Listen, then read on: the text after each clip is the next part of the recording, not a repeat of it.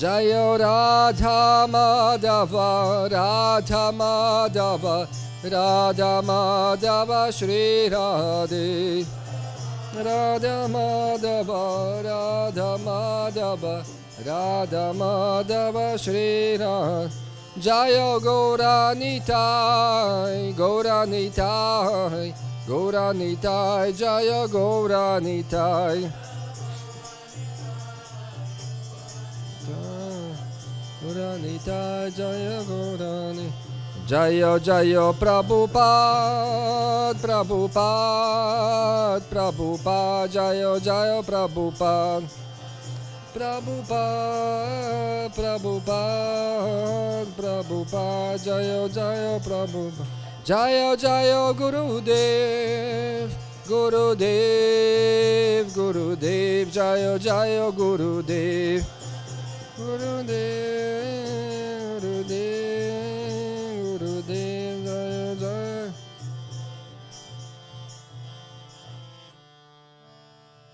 Shri Radha Madhava ki jai, Shri Shri Gonitai ki jai, Grantara Srimad Bhagavatam ki jai, Srila Prabhupada ki jai, Nitai Gaura Premanande, Hari Hari Bol. Did you know that there is a very special connection between Srila Bhaktivinoda Thakur and Radha Madhava? And the connection is that these were his deities in his parental home. So these deities were worshipped by his ancestors. So very actually family deity of Bhaktivinoda Thakur. So today I will read in English, ausnahmsweise, because I have some texts that I would like to read, and these are in English. So heute werde ich auf Englisch vortragen, weil ich da was vorlesen muss, was nur in Englisch zur Verfügung steht. Om Namo Bhagavate Vasudevaya. Vasudevaya. Om Namo Bhagavate Vasudevaya.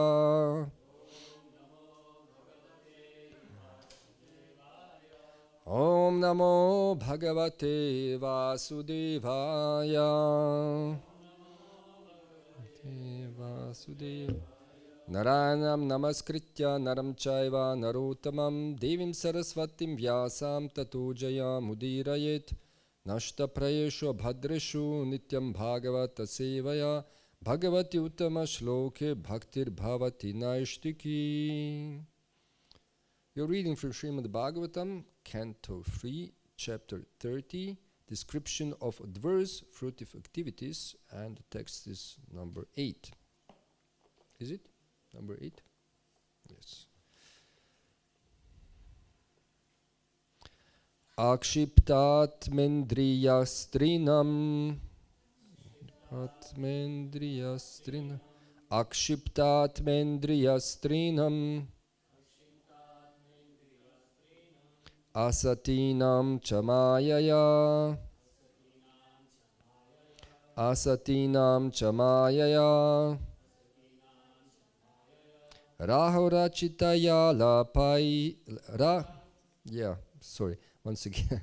Rahorachitaya lapai. Rahorachitaya lapai. Shishunam kalabhashinam. Shishunam kalabhashinam. Akshiptat mendriyastrinam. Asatinam chamayaya. Rahorachitaya lapai. Shishunam kalabhashinam. Please continue.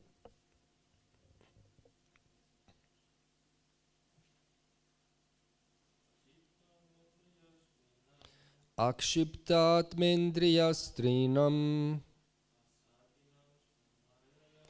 asatinam chamayaya rahora chitaya lapai shishunam kalabhashinam.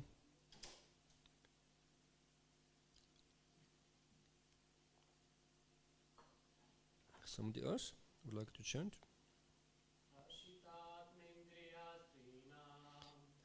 Taptam hidriyastrinam asatinam chamayaya rahora chitaya lapai shishunam kalabhashinam. Mataji? Akshiptat mendriyastrinam asatinam chamayaya ahora chitaya lapai shishunam kalabhashinam. Word by word translation. Akshipta, charmed. Atma, heart. Indriyaha, his senses. Strinam, of women. Asatinam, false. Cha, and. Mayaya, by Maya. Rahaha, in a solitary place. Ruchitaya, displayed. Alapaihi, by the talking. Shishunam, of the children. Kalabhashinam, with sweet words. Translation and purport by His Divine Grace Srila Prabhupada. Srila Prabhupada ki jai. So here's the description of one who is Grihamedi, who is not a Grihasta, but a Grihamedi, attracted to material family life. He gives heart and senses to a woman who falsely charms him with Maya. He enjoys solitary embraces and talking with her, and he is enchanted by the sweet words of the small children.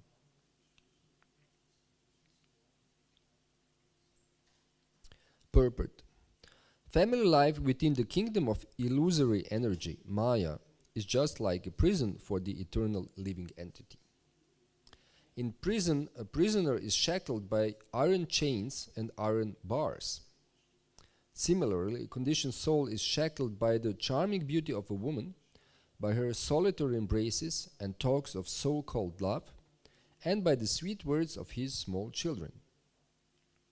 Thus he forgets his real identity. In these words, the words strinam asatinam indicate that womanly love is just to agitate the mind of a man. And we should always understand that when Srila Prabhupada is saying womanly love, it could also mean vice versa. It could mean the love of a man could also agitate the mind of a woman. Actually, in the material world, there is no love. So this statement of Srila Prabhupada, I can recall that my Guru Maharaj actually qualified this statement. Because we hear this few times in purports of Srila Prabhupada, quite often. There is no love in material world. So one part of the lecture, my lecture will be to qualify this statement, how to understand this statement in a healthy way. Srila Prabhupada writes, both the woman and the man are interested in their sense gratification. So both of them. For sense gratification, a woman creates an illusory love, and a man becomes enchanted by such false love and forgets his real duty. When there are children as the result of such a combination, the next attraction is to sweet words of the children. The love of the woman So the next attraction is because, when the children come, then the romance is over. You can forget about this initial romance. Then the wife fully concentrates on children. Then there is less love for the husband. So this is natural thing. The love of the woman at home and the talk of the children make one a secure prisoner, and thus he cannot leave his home. Such a person is termed in Vedic language a grihamedhi, which means one whose center of attraction is home. Grihastha refers to one who lives with family, wife and children, but whose real purpose of living is to develop Krishna consciousness. One is therefore advised to become a grihastha and not a grihamedhi. The grihastha's concern is to get out of the family life created by illusion and enter into real family life with Krishna.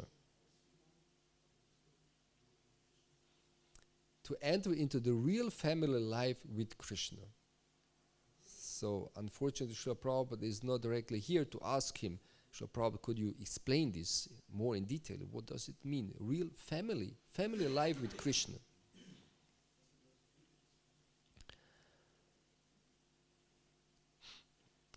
Whereas the Grihamedhi's business is to repeatedly chain himself to so-called family life, in one life after another, and perpetually remain in the darkness of Maya.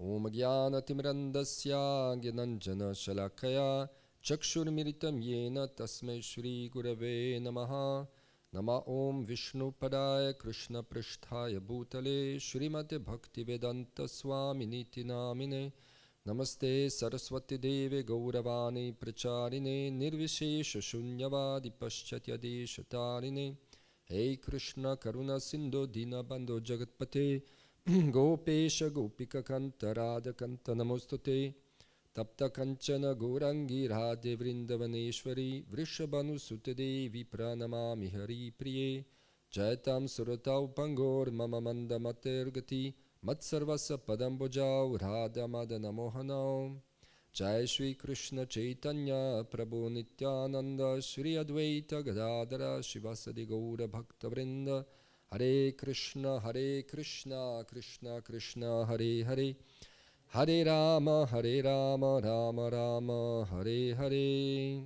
Once again, today's verse Akshiptat Mendriyas Trinam Asatinam Chamayaya Rahora Chitaya Lapai Shishunam Kalabhashinam. He gives heart and senses to a woman who falsely charms him with Maya. He enjoys solitary embraces and talking with her, and he is enchanted by the sweet words of the small children. So this is basic understanding of the materialistic family life. But of course, if we are married to Vaishnava or Vaishnavi, then we have service to perform to them, and it is quite good to love Vaishnavas, isn't it? So we should have love for Vaishnavas. And then this, there is no love in material world shouldn't apply anymore, isn't it? That's at least my understanding. But of course, again, we should be careful to not focus too much on the bodily identification, or not at all, the best, and to develop our spiritual identities also while having Vaishnavas around us. That's the meaning of also of Vaishnava marriage, actually, to help each other to develop spiritual identity. And to always remember Krishna, never forget him. So it was interesting thing. So today I will try to qualify this statement of Srila Prabhupada a little bit more by reading from a book of Srila Bhakti Tirtha Swami, Reflections on the Sacred Teachings, Harinam Chintamani. And it was really interesting because actually I was reading this book, and we are preparing Vyasa Puja offering, and Vyasa Puja offering of southeastern Sangha of disciples will be resume of this book. So just to give overview of the book, and I was then having task to review the 14, 15 chapters, the last chapters.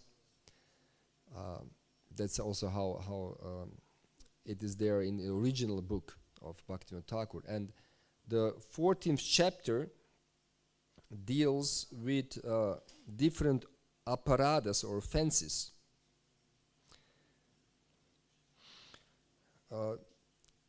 Offenses in devotional service, and especially those committed during seva aparada or during deity service. So, like from the 4th chapter of Harinam Chintamani, including the 14th chapter, Bhaktivinoda Thakur is discussing these 10 offenses against the holy name. Because this is the main topic, Harinam, the holy name of the Lord, how to chant in which consciousness and what is the sadhana. And then the 15th chapter is really very esoteric, like very esoteric and not understood at all. And then suddenly Maharaj is making complete detour. And he is starting to speak actually completely about something else. And I was really like wondering, why and how is that? But we may perform devotional service like a special deity service, but if the basics are not there, so then it will be just a show, just external, show. But the question is, what will be the fruits of such service? So first we have to make foundation, otherwise if the foundation is not there, then whatever we build on the top will fall apart. So we see that many temples fell apart and many devotional communities fell apart, and even many devotees left the movement because of one reason, mostly, not always, but one reason is of course Vaishnava Aparada, which is the most serious aparada, which is the most serious offense of all, and also not really understood. And the next one is how we relate to sexuality.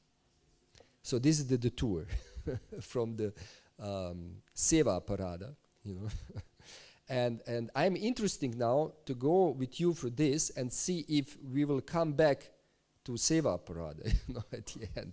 So what is the connection? What is the real connection?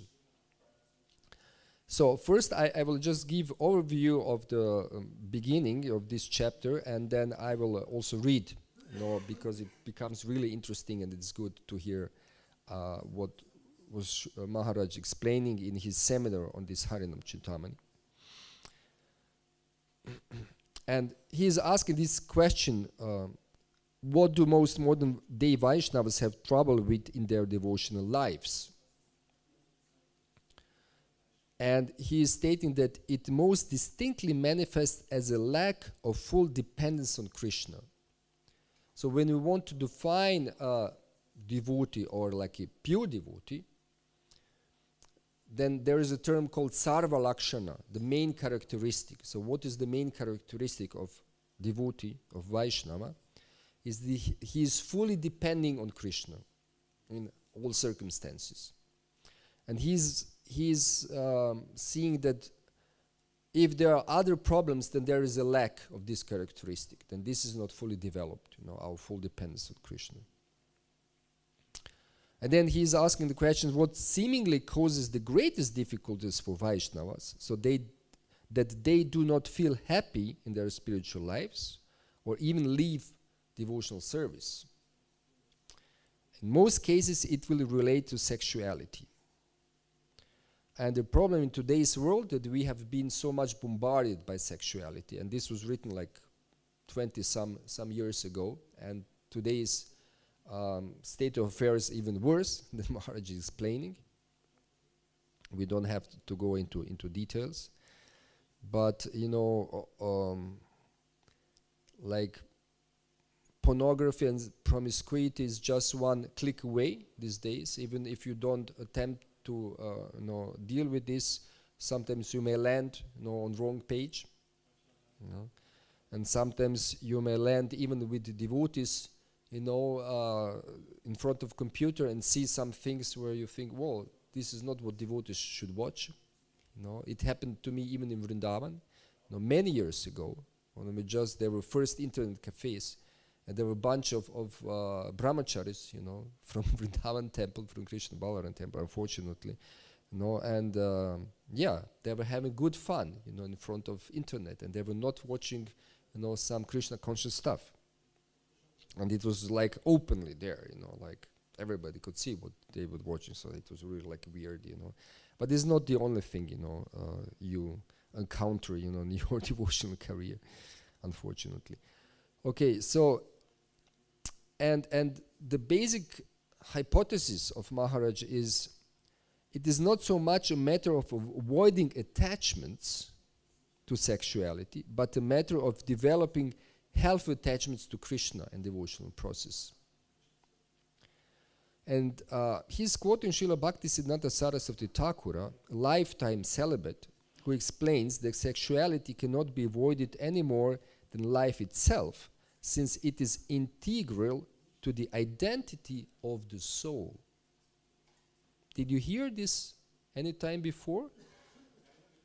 That sexuality cannot be avoided because it is integral part of the identity of the soul. And then we have to think about Madhurya Rasa. In this connection, it is very much integral part of the identity of the soul. So there is a spiritual feature of sexuality which has nothing to do with this sexuality here, and that's why Srila Prabhupada is saying there is no love here. But the term, there is an interesting term used for this in connection to this in Sanskrit, and it's kama. And kama can be material lust, but it can be also spiritual lust. Spiritual, even spiritual, we call spiritual love prema, but part of prema is expressed as a spiritual kama, as transcendental kama. That's why Krishna is called Kamadeva. That's why we are chanting Kama Gayatri as a Diksha mantra. And this is something which is quite not understood, quite not explained, quite taboo, I think. And some views here presented are, of course, of Lokika nature, of just dealing with some social issues. But this is also important. Bhagavatam is also dealing with social issues. So this may not be what Maharaj is saying. Even we might agree. Some of you might not agree. So I'm just telling you, that this is not the absolute truth. So he is giving his viewpoint. You may have your viewpoint. This is quite okay. Your spiritual master may another viewpoint. This is not absolute truth, what we are now presenting. This is also important to say, And he is stating that there is absolutely nothing wrong with sexuality, and we cannot deny it. And if we try to deny it, this is one extreme. This is like what mind is always doing, raga and vesha. Raga means attachment, vesha means repulsion.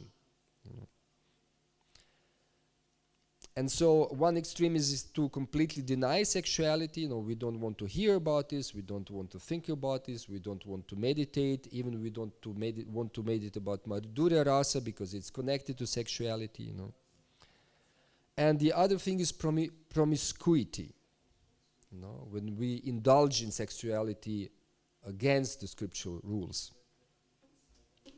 And both types of mentalities are causing extensive problems in the world and among also spiritualists, whatever spirituals there are. So we have so many scandals in the Catholic Church, here not far away, in Regensburg, Jai Shri Pralaya Lakshmi Nrsimhadeva Ki Jai.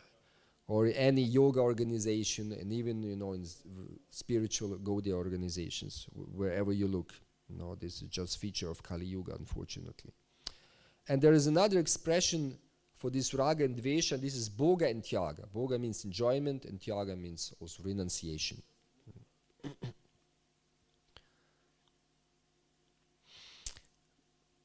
Further on, he is saying by repressing sexuality and the sexual energies, people are killing themselves through anxieties, fears, bad relationships, neurosis, and psychosis. So he is now writing this as a PhD of psychology. On the other hand, people are also killing themselves by thinking only through the genitals, which leads to promiscuity, pornography, and incest. Excessively meditating on acceptance or avoidance leads to problems. So excessively indulging in raga or dvesha, and these two extremes of the mind, leads to problems. So this is very interesting. Due to excessive unhealthy repression, the person suddenly goes to the opposite extreme. We should not practice celibacy as a form of avoidance or loneliness. No, we are lonely. We want to be lonely, whatever, We don't have a partner, so we practice celibacy, Which is good. To practice celibacy is, good thing, but it should be done with healthy understanding in a healthy way. We are eternally part of the Lord and part of the eternal romance. We integrally belong to the eternal union where everything is interconnected or is about to make a connection. The main danger to avoid is unhealthy possessiveness or maintaining material attachments of I and mine. And final conclusion here is trying to avoid attachment in unhealthy way can actually lead to opposite result. You are meditating like, I shouldn't look upon the opposite sex. I shouldn't look. I'm looking, and then getting attached, because you are too much preoccupied with this on the bodily platform. Too much thinking, oh, there is a lady in the room, there is a man in the room, I should avoid them, I should not look upon them, but actually with this you are creating attachment, unhealthy attachment. And I was just reading a story of a former nun and former Catholic priest in England.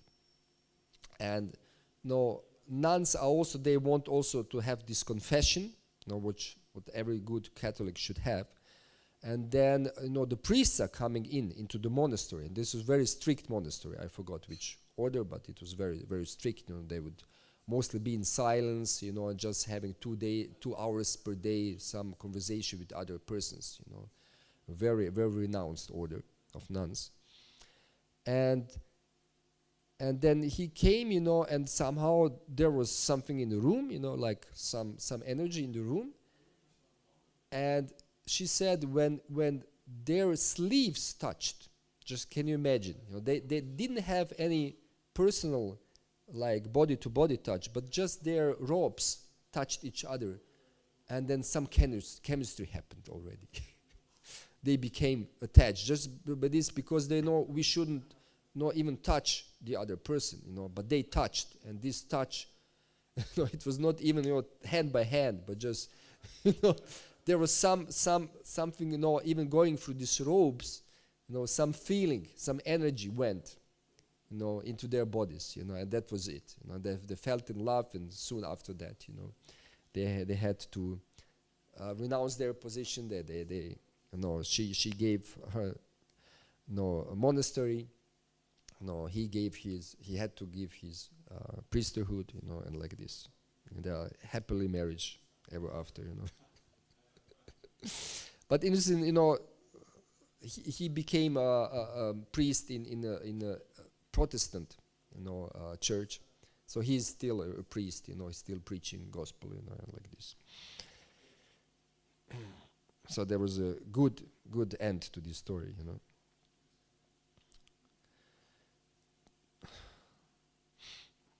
So, we are not people who preach that sex is dirty, nor do we condone promiscuity. There must be control and regulation.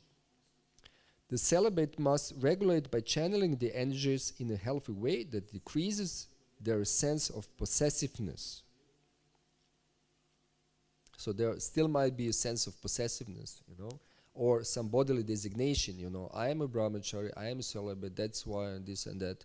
And we avoid to develop our real identity, So we are too much, we actually sometimes through renunciation, we might in unhealthy way actually focus more on body than the other persons would do.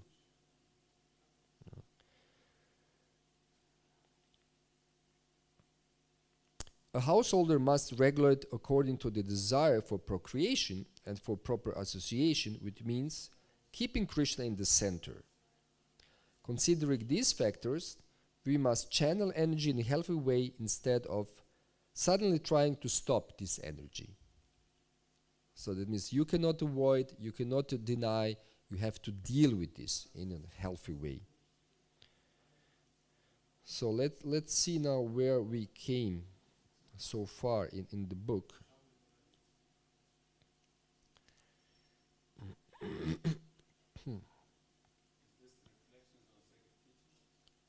Yeah. Harinam Chintamani, the third part. Yeah. So you would not expect, that actually, if you read this, you kind of don't have to read Spiritual Warrior 2. He is giving the main points, actually, for spiritualists, especially in this chapter. So I was not expecting this.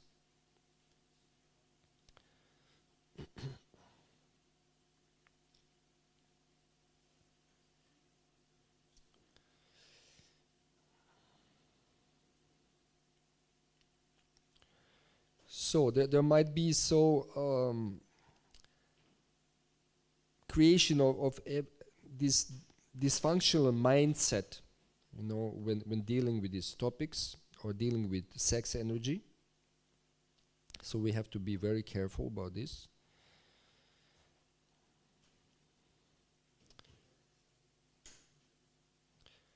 And so I'm just seeing what could be interesting. Okay.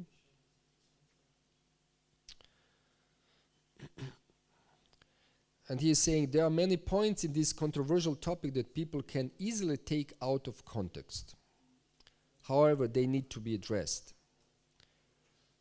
I recently heard of a seminar given by a very senior woman in our society who was married and who told the mothers, or the other matajas, that they should not enjoy sex life with their husbands. Immediately, I felt sad because this statement indicates some very serious spiritual, psychological, and physical confusion. So this is untypical for ISKCON sannyasi, to make such a statement. It's a very controversial statement by his. Again, we see this extreme categorization of sex as dirty or bad.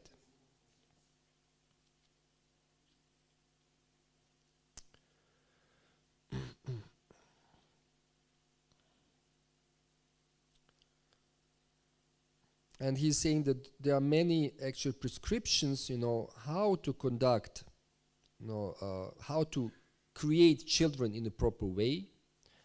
Like Manu Samhita is explaining, it's giving very, very important advice, actually, if you want to procreate male child, if you want to have now male child,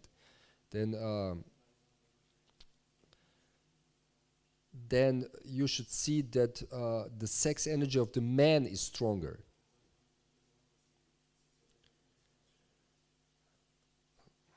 So whoever wants more details can contact me. I can explain how this works. We'll not go into details. And if during procreation, if the woman's energy is stronger, if wife is more agitated, then there will be procreation of female child. So whoever's sexual energy is dominating, then the child will be, like the soul will get certain body.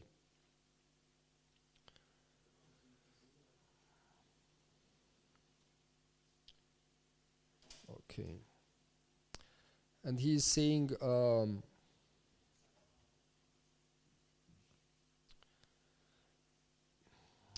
it is like teaching women, in unhealthy ways, or giving wrong perspective, that sex is dirty and you should not enjoy it and like this. Although we see, like if one partner enjoying more, then you get male child. If another is enjoying less, then you can get another type of child. So this is a serious issue, which is also another way of dehumanizing and disempowering the women. It will create more unhealthy feelings in women and prevent them from really supporting their husbands. They should have a nice Krishna-centered relationship that involves teamship and support. Although it is difficult as a sannyasi to address these issues, since I am a psychotherapist and very community-minded, I am sensitive to these areas, and I am more prone to discuss these topics than most. Actually, many householders do not talk about sexuality, and even priests do not talk so much amongst themselves about celibacy. They just struggle and suffer alone, but do not openly address their problems. Consequently, it leaves an area of ambiguity, where there are doubts, there are some things which are not clarified. Or when people do approach the subject, they approach it in an unhealthy way. Then people will accept the New Age mentality by moving to the other extreme, which happened in the case of one guru who fell down in Europe. He even began attacking Srila Prabhupada by calling celibacy an unhealthy practice.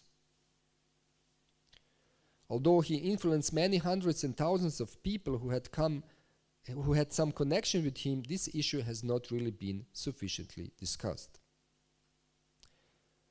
And he's saying, I think we should discuss it to gain clarity.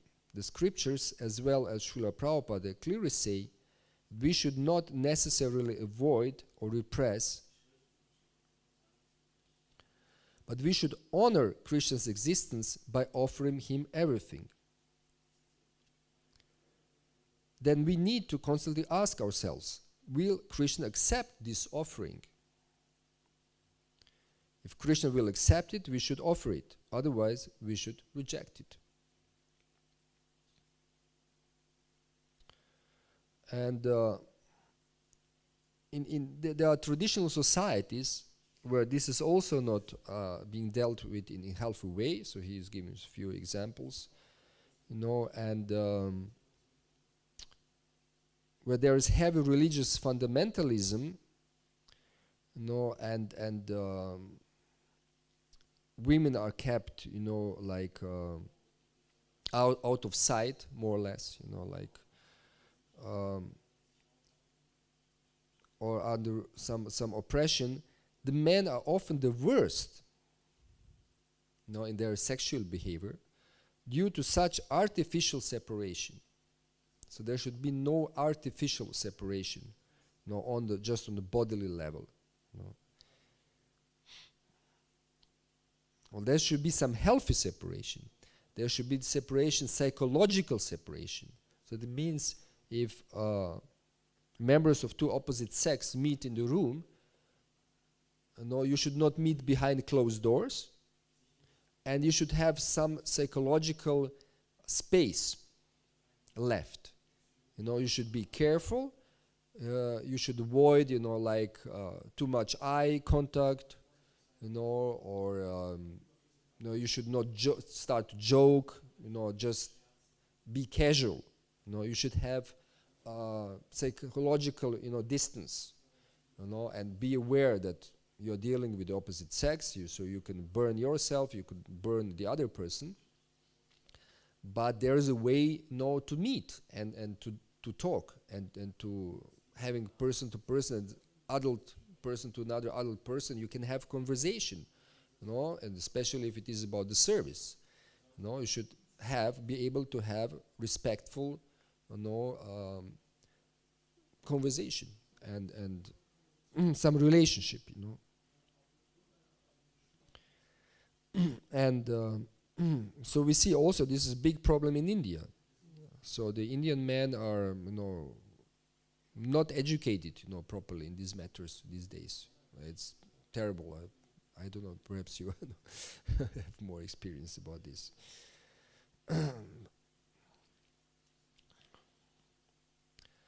So if we develop unhealthy view of sexuality, then if there is some sudden opening of possibilities, then we'll just go wild. We'll just go wild. And now there are some questions and answers part. And so one devotee that was listening in the audience, he is asking, it seems that each devotee should have a confidential associate so that they can discuss their unresolved lust issues. So we all have lust issues. So we should confidentially discuss this and disclose this. This is also one part of Vaishnava Sangha, to reveal your mind in confidentiality. And this is really very good. The other issue is if you are overworked and you don't have proper spiritual nourishment or proper association, then you will be more sexually agitated.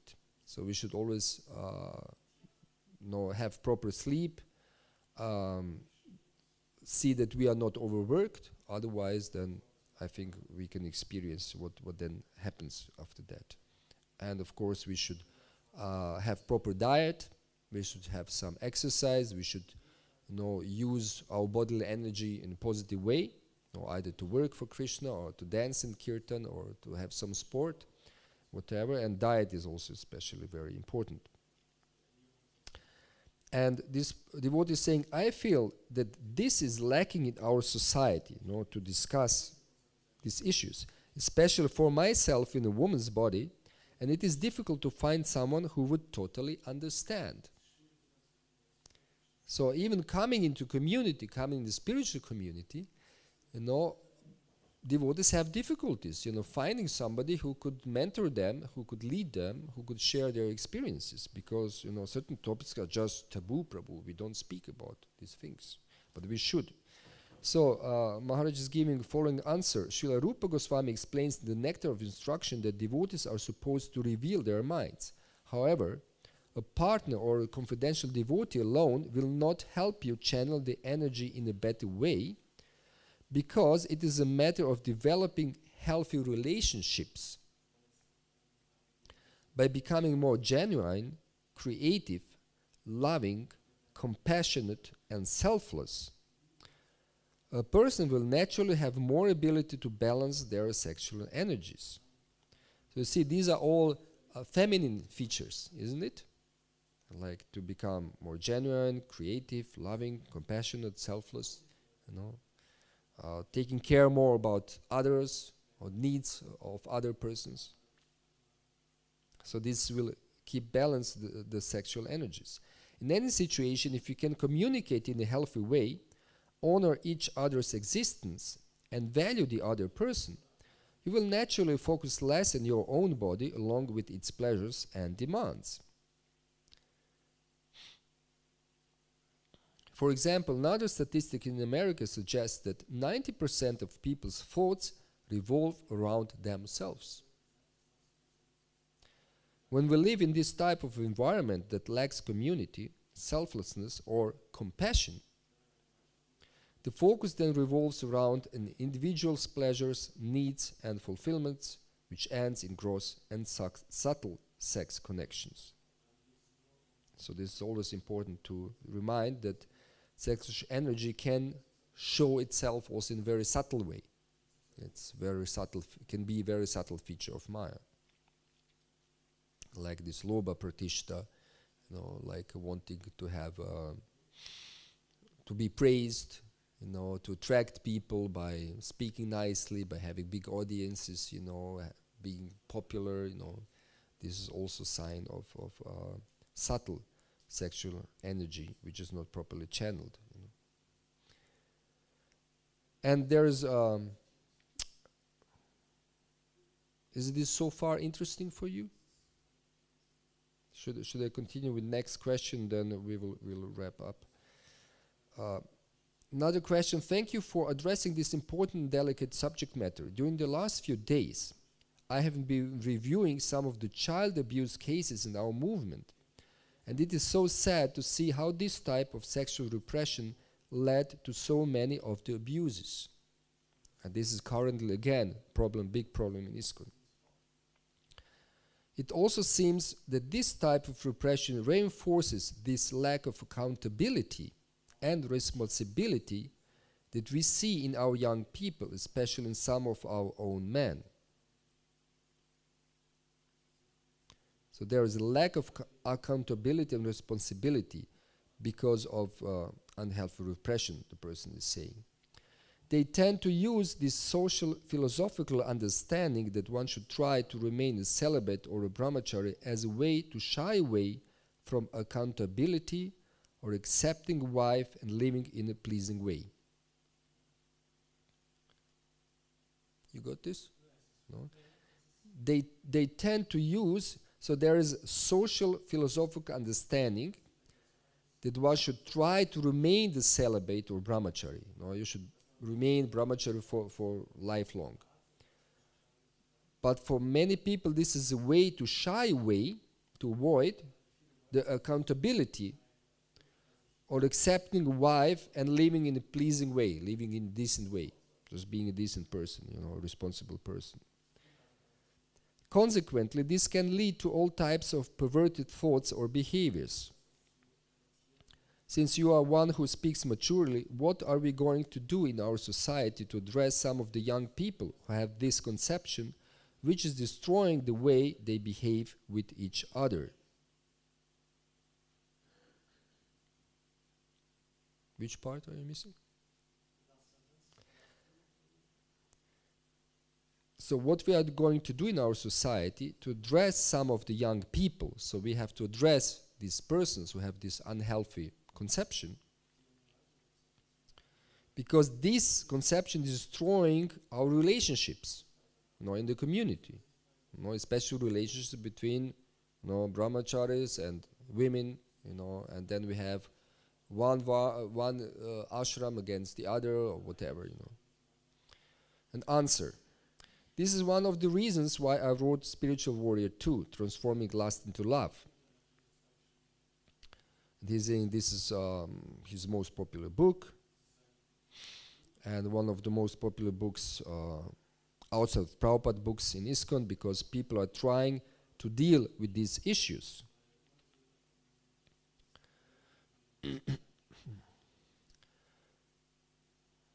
And there we talked about celibacy, relationships, love between a man and a woman, and several other related issues, but from a spiritual perspective.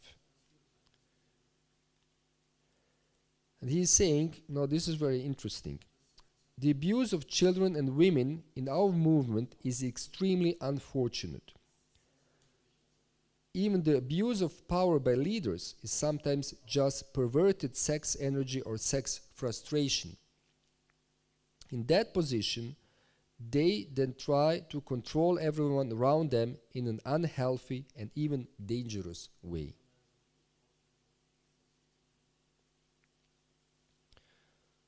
So, if we don't deal in a healthy way, if we repress this sexual energy, if we are not aware of its subtle features, then it comes as a perverted thing, or it can lead to frustration, and then we try to control everyone around us in an unhealthy and even dangerous way.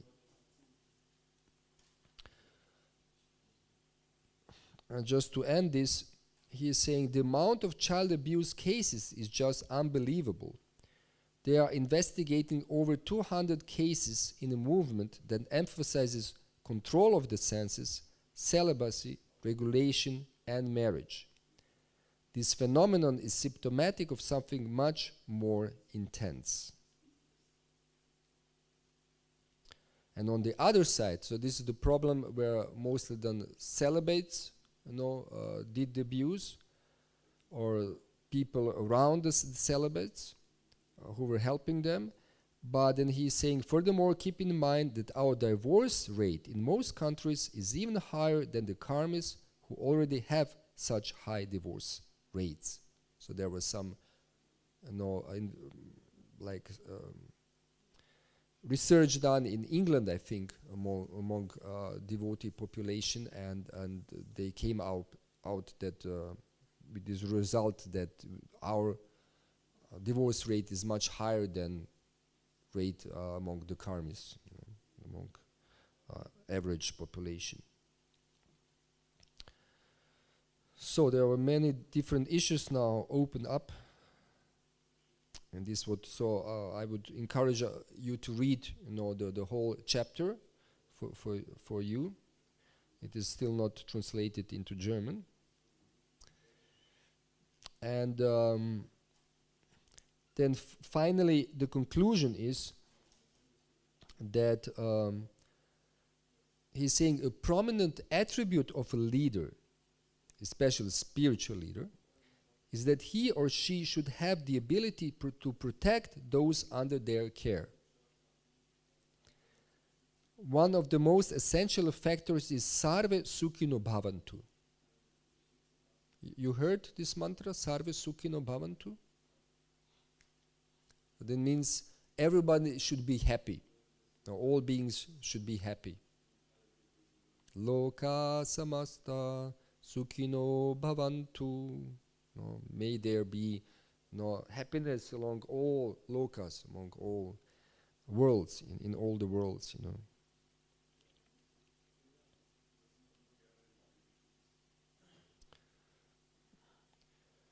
This has concerned me to such an extent that I have requested all of my disciples to go the extra mile in terms of protecting children and women, and to accept this as a part of their identity as my disciples. People should feel happy and protected. One of King's major duties is to ensure the protection of the people so that they can live in a healthy way. Even the Bhagavatam tells us that when people abuse women, children, elders, brahmanas, and cows, their lifespans will decrease and the civilization will experience difficulties. So this is very important for our communities to keep in mind these 5 categories. We should be very careful in dealing with these 5 categories of living beings: women, children, elderly persons, brahmanas, and cows. So we should protect them in a proper way, not in a fanatical, unhealthy way, so that they are happy, that they feel happy, not that we think they are protected, but they are suffering under this protection. This is tyranny, this is dictatorship. You should see that your people are happy, that your animals are happy. At one point, I said to some of the leaders, it is amazing that although we have so many powerful and intelligent leaders on our GBC board, many times we come together and make resolutions which are not so wonderful. Huh? Yeah, so they come together on GBC board, they have GBC meetings, and they make resolutions which are not so wonderful. So this is a member of GBC, prominent member of GBC is saying. So, Resolutionen oder Beschlüsse. Yeah. After years of participating on this board, I am convinced that it is due to a type of cloud or covering which resulted from the failure to protect women, children, cows, elders, and brahmanas. As we make our decisions, We are trying to work through that cloud which is sometimes hard to penetrate. Why is it that we have so many intelligent men individually, but collectively we sometimes make unhealthy decisions? Nevertheless, we also have the Prabhupada factor, and sometimes wonderful arrangements will happen in spite of us. In spite of us. If a leader does not properly follow their duty to provide sufficient protection, there will be a karmic fallout. The proof is in these 200 cases under investigation, and now we are counting because some more things are coming out. Many of these people were in rather prominent positions and were even teachers who had constant exposure to these children. As a result, the movement will have to struggle due to the karmic consequences. And now we are really experiencing this, and now we are struggling like anything.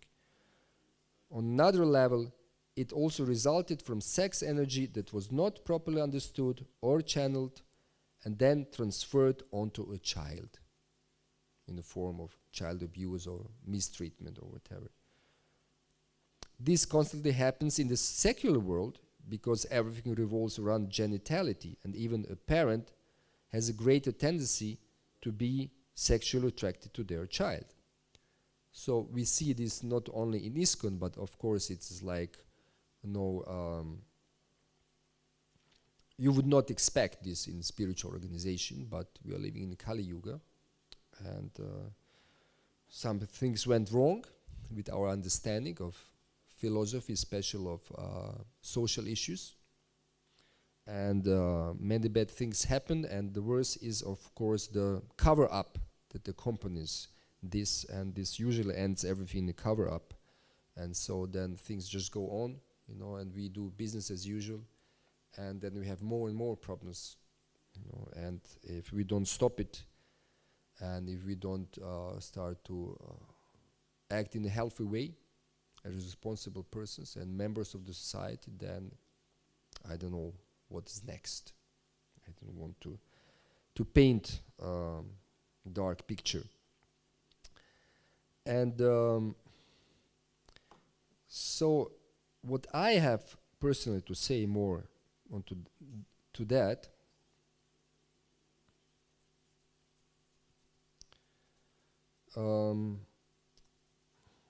is that we should understand Kamadev, and we should understand Kama Gayatri, and start to meditate in a healthy way, and just focus really on Krishna and his desires, and how to satisfy his desires, to put Krishna in the center, but in a healthy way, in the mature spiritual way, and become spiritually mature people.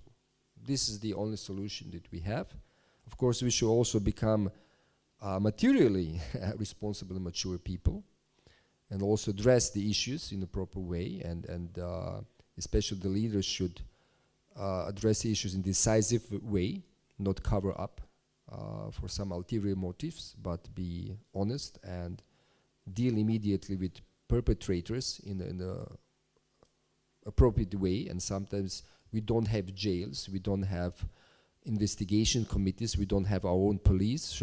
We should address this by using the structures that there are in the world that are capable of dealing with such things, which we usually don't do. Anyway, this is another thing. But the conclusion is, the more we understand, Krishna Bhakti Rasa, Vraja Bhakti Rasa, then the more we'll be able to sense, perverted love, manipulative love, manipulative behavior, the behavior that is not selfless and that is not in the best spiritual interest of all those involved. So thank you very much for your attention. We have 5 minutes for questions, but please really stick to these topics. Don't expand. Try to think about the question. Put first the question, and if you need to explain, then explain after formulating clearly your question. If I may ask, please. Yes, Sanjay Prabhu.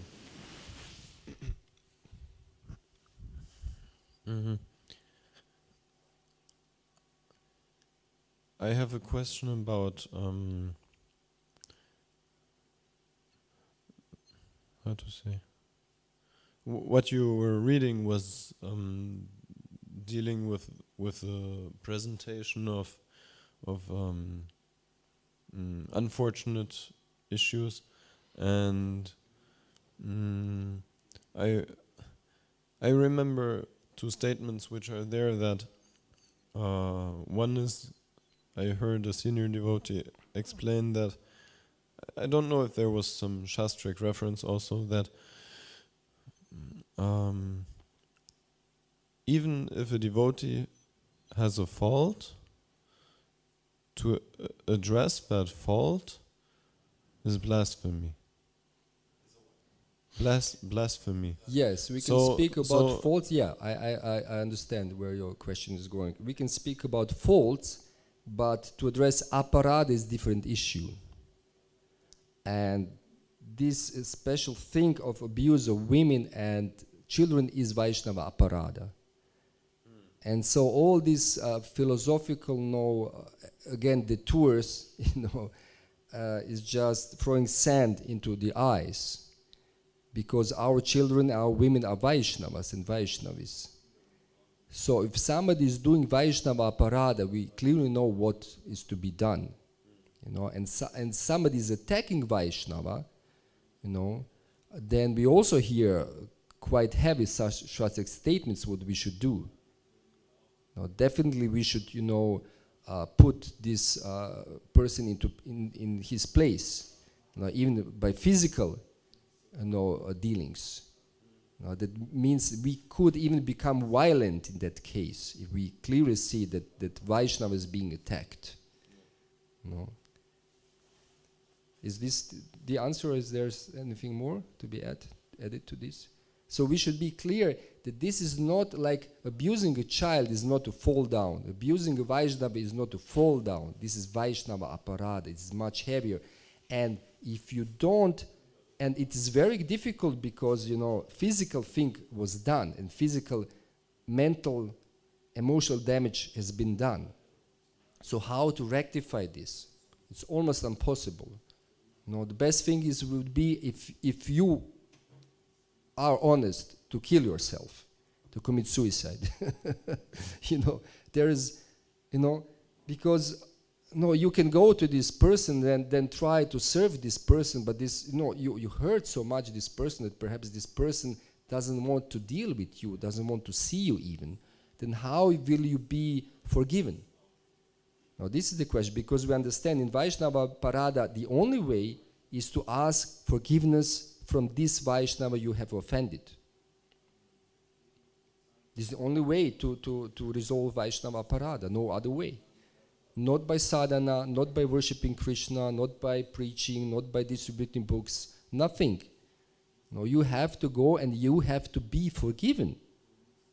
So not only that you have to do your thing, but the Vaishnava has to be able to forgive you. No, so these are cases where we see only thing that you will be in hell, with all the descriptions from the 5th canto. There's no way out, almost. We should not fool ourselves. It's a very serious thing.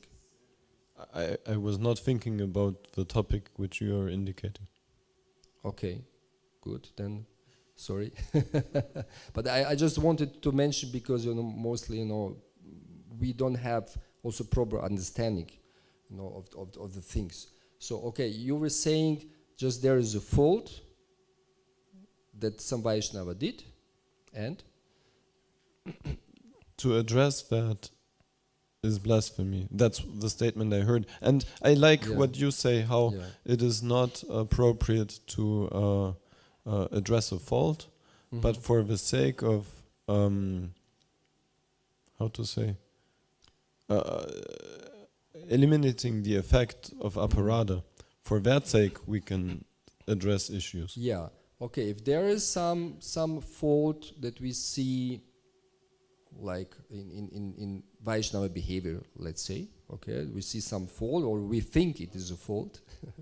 we see something what we think it's not proper. It's not a blasphemy if you don't attack the person, if you don't go ad hominem, if you don't want to pull the person down. It's actually sometimes even, it depends also on your status and your relationship with the person. So if you are a senior devotee and see a younger devotee, junior devotee is doing something improper, then you have to address the issue without attacking him as a person, that he feels bad as a person. So you're addressing, really you are very objective, you don't attack the person that he feels, now guilty and this person hates me or whatever. So this is not a blasphemy. It's just, it's what you have to do. That's compassion. It's even compassion, yeah. That would be the best thing, to see as compassion. If you want to be compassionate, we try to help others. We try to help others, and we try to put them in a proper standard and protect the environment, protect their creeper, Bhakti Lata Bija, their devotional creeper, protect our devotional creeper, protect creeper of the community. So, but we should not, it's very interesting. I would have to find this. There was, Srila Prabhupada went to son of Bhaktivinoda Thakur, who was still living, to the youngest son, Lalita Prasad Thakur.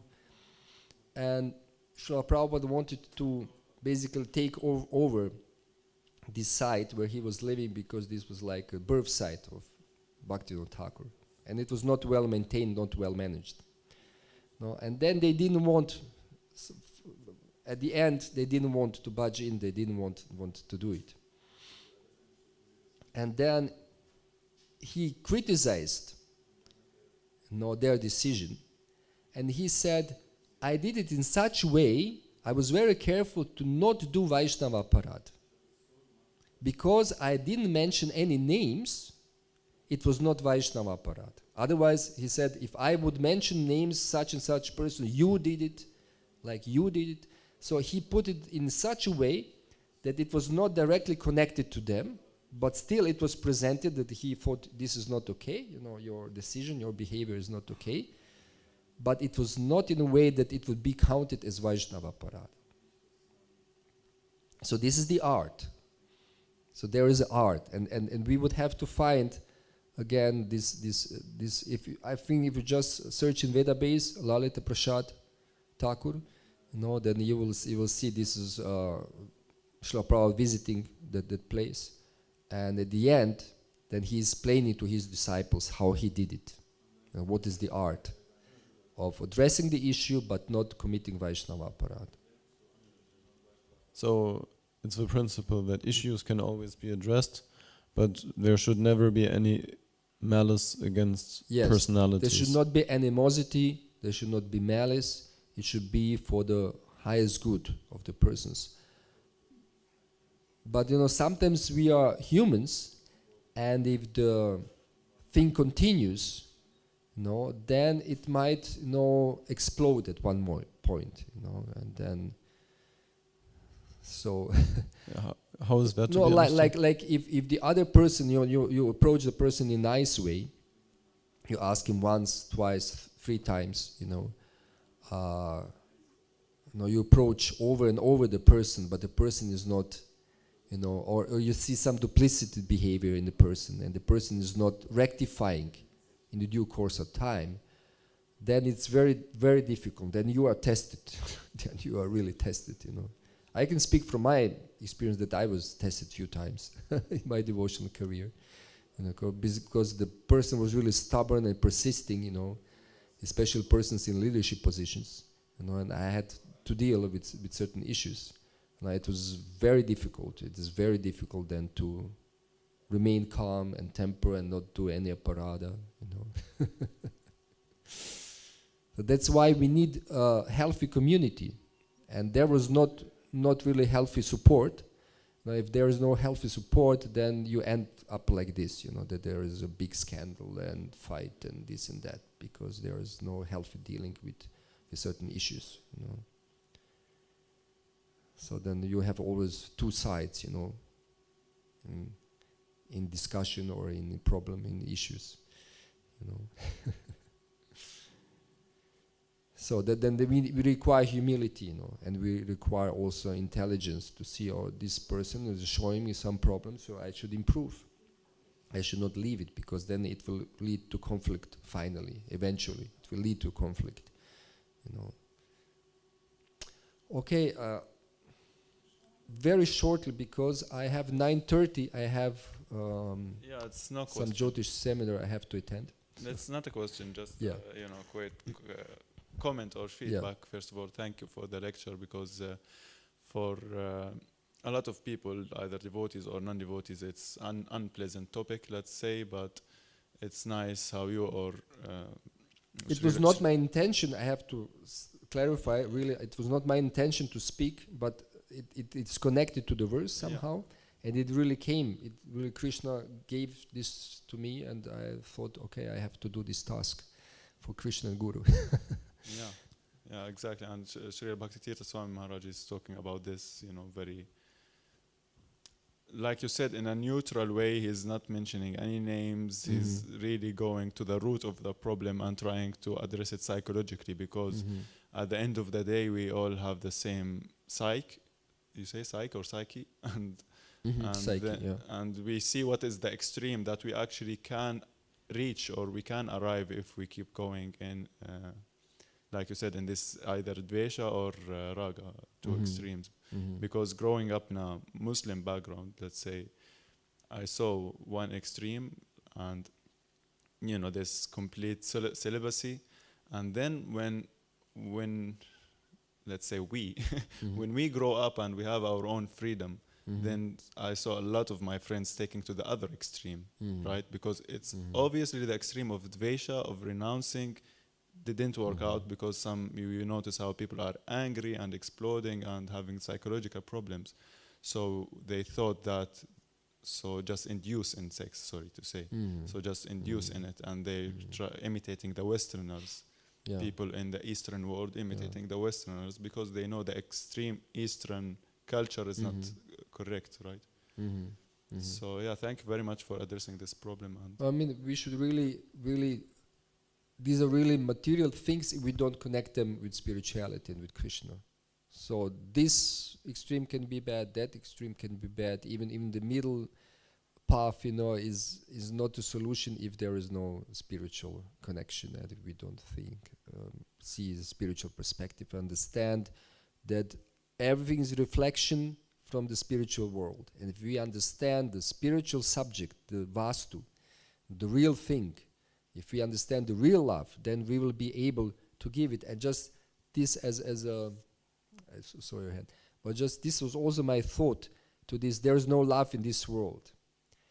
So we could have two ways of approaching this. There is no love in the material world.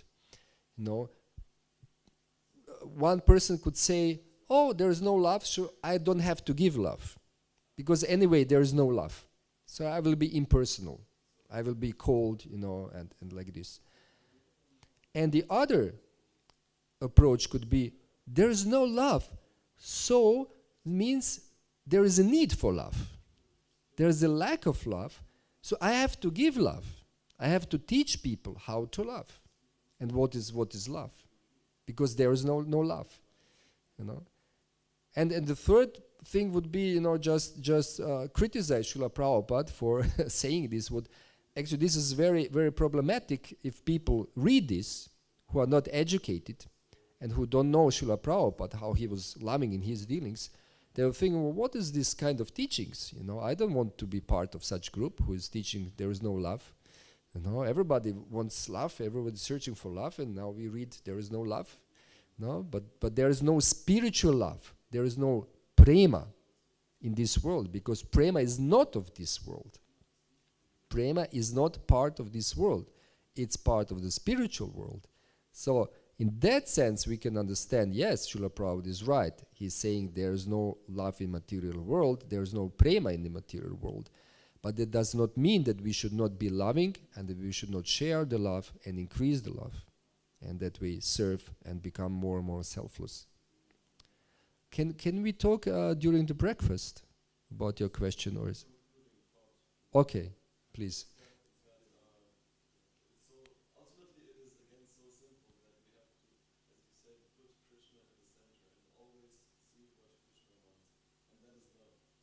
Always see what Krishna wants, and that is love. Yes. Yes. But we have to understand, raga, real raga and real rasa. Because without this, then it will be just a sentiment. And Srila Prabhupada is saying we are not sentimental movement. We are the movement to understand Krishna Bhakti Rasa. This is Krishna consciousness. Otherwise, then we'll again miss the point. It will just be some dogma or something, or some new age thing, like watered down. So we have to properly understand from the scriptures, especially from Chaitanya Charitamrita, what is Krishna Bhakti Rasa. From Bhakti Rasamrita Sindhu, like this. To understand this comparison between the worldly love, spiritual love, who is Krishna, who is Kamadev. Whom are we worshipping? That he is not just God. He's spiritual Cupid, he's spiritual Kamadev. And what does this mean? So it means a lot. It means so many things. It starts to get very esoteric and very,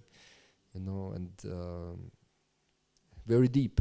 It's a deep ocean, and that's why it's a nectar of devotion, nectar of Krishna Bhakti Rasa. Bhakti Rasamrita Sindhu. Thank you so much. Shri Shri Prahlad Lakshmi Nrsimhadev Bhagavana ki, Srila Prabhupada ki, Gaura Bhakta Vrinda ki, Tai Gaura Premanande.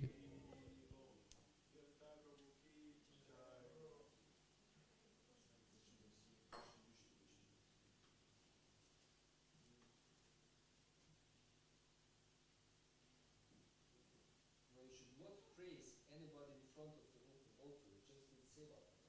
It's your fault, not my fault. You should not even no Vaishnava should be glorified in front of the open altar. I understand your sentiment, I appreciate it. But it's seva para actually, according to the scriptures. So don't praise me, praise others if you want, but don't praise me. Because I don't want to be responsible for the Viveka.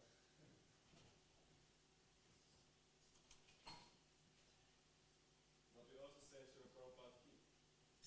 Srila Prabhupada is founder Acharya, it's his temple. But the best thing is to always close